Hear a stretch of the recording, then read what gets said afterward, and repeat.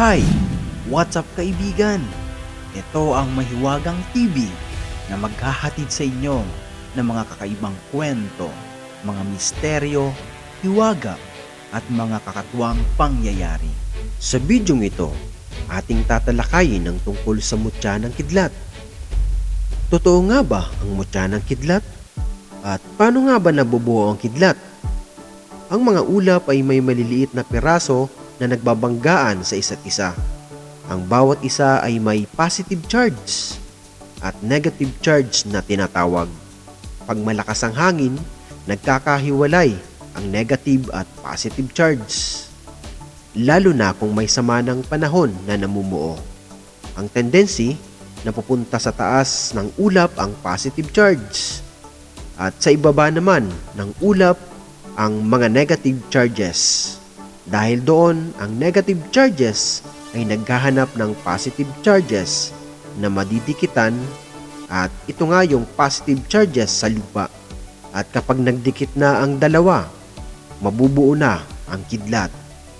Ang kidlat ay isa sa mapanganib at pangunahing sanhi ng pinsala at pagkamatay mula sa mga peligrong kaugnay ng panahon.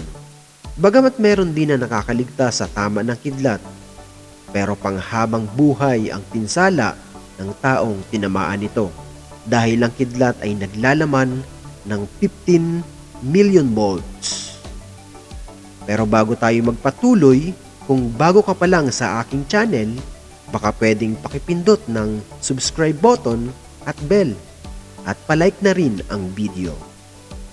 At ayon nga sa sinaunang matatanda at mga dalubhasa sa kalikasan, ang kidlat ay nagtataglay din ng mutya at bihira lang daw itong matagpuan o makita.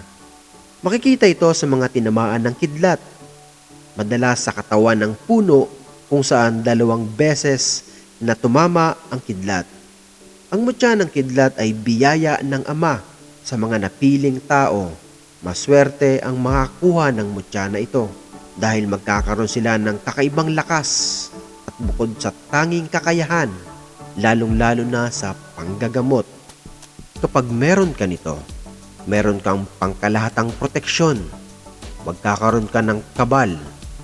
Ibig sabihin, makunat, matigas, hindi tinatablan ng bala o anumang uri ng patalim. Ang mutya ng kidlat ay automatikong lalabas at gagana sa oras ng kagipitan, sa panganib, sa sakuna, o anumang hindi magandang pangyayari.